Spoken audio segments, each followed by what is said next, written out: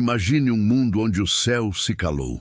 Por 400 longos anos, nenhuma nova profecia, nenhuma palavra divina, apenas o eco de promessas antigas e um silêncio profundo e inquietante. Este período, conhecido como o silêncio intertestamentário, começa com a última palavra profética do Antigo Testamento, proferida por um homem chamado Malaquias. O seu nome significa meu mensageiro. E a sua mensagem, embora curta, é uma das mais impactantes de todas as Escrituras. Para entender a força das palavras de Malaquias, precisamos voltar no tempo para um Israel que já não era o mesmo. O povo havia retornado do exílio na Babilônia, a grande humilhação nacional. Eles reconstruíram o templo em Jerusalém, mas a glória do passado não voltou. As promessas de uma era dourada pareciam distantes e um sentimento de desânimo e apatia tomou conta da nação. A fé estava em crise. Eles olhavam para o templo reconstruído e não viam a presença de Deus como antes. Olhavam para as suas vidas e se perguntavam: onde está o Deus do juízo? Vale a pena servi-lo?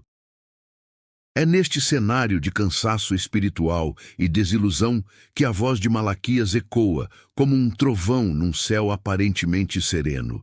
Ele não vem com palavras de consolo fáceis, mas com acusações diretas, um espelho confrontador para um povo que se acostumou com a mediocridade religiosa.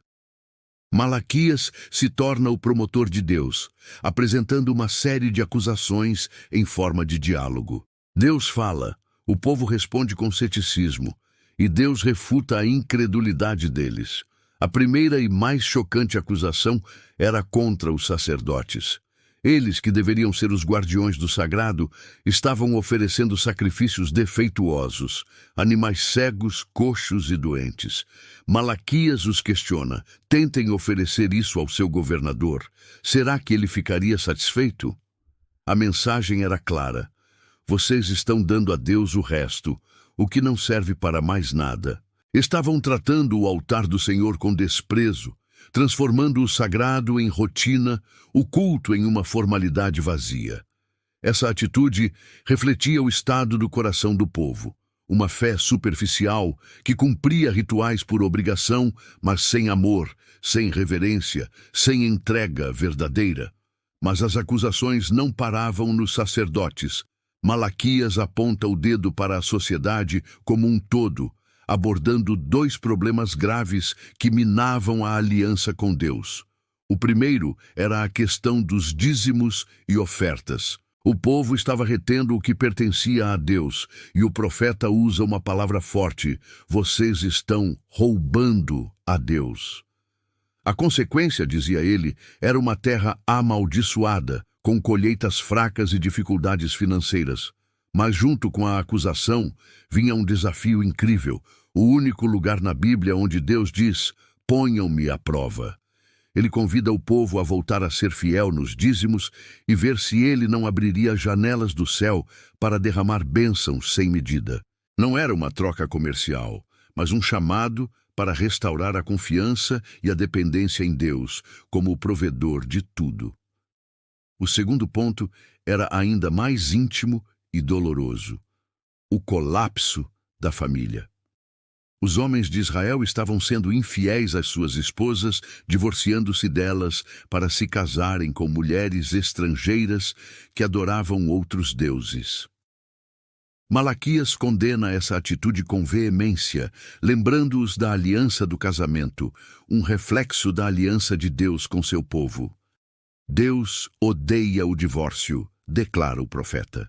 Ele via essa quebra de lares como uma traição não apenas à esposa da juventude, mas ao próprio Deus, que testemunhou e selou essa união.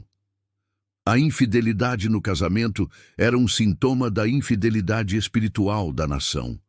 Como poderiam ser fiéis a um Deus invisível se não conseguiam ser fiéis à pessoa com quem dividiam a vida?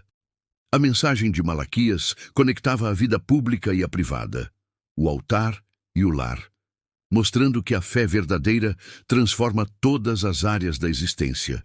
E então, no clímax do seu livro, Malaquias entrega uma das profecias mais cruciais de todo o Antigo Testamento. Diante da pergunta cínica do povo, onde está o Deus da justiça? Ele anuncia que o Senhor virá, sim, mas a sua vinda será como fogo de purificação. Ele virá para julgar e purificar o seu povo. E antes desse grande e terrível dia do Senhor, algo extraordinário aconteceria. Deus enviaria um precursor, um mensageiro para preparar o caminho.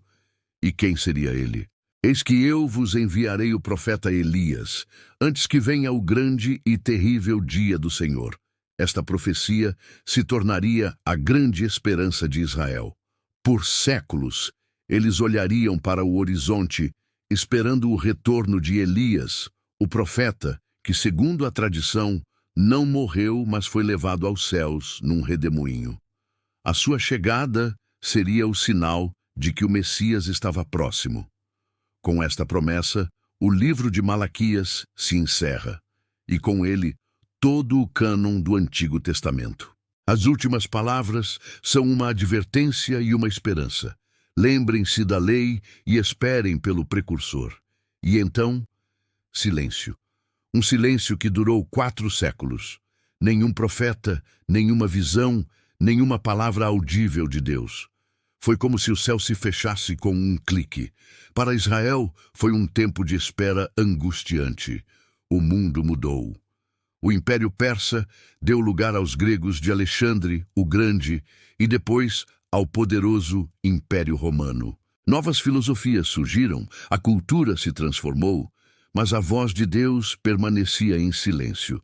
A profecia de Malaquias ecoava no vazio, uma promessa suspensa no tempo, testando a fé de gerações. A nação se agarrava às Escrituras, à lei e aos profetas, esperando o dia em que o silêncio seria quebrado. E ele foi quebrado. Não com um trovão, mas com o choro de um bebê numa manjedoura, e anos depois, com uma voz que clamava no deserto. Um homem vestido com pelos de camelo, comendo gafanhotos e mel silvestre, pregando o arrependimento nas margens do Rio Jordão. Seu nome era João Batista. Quando os líderes religiosos o questionaram, perguntando: "És tu Elias?", ele disse que não. Mas Jesus mais tarde revelaria a verdade. Referindo-se a João, ele disse: "Se o quiserdes reconhecer, ele mesmo é o Elias que estava para vir." A profecia de Malaquias se cumpriu. O mensageiro chegou.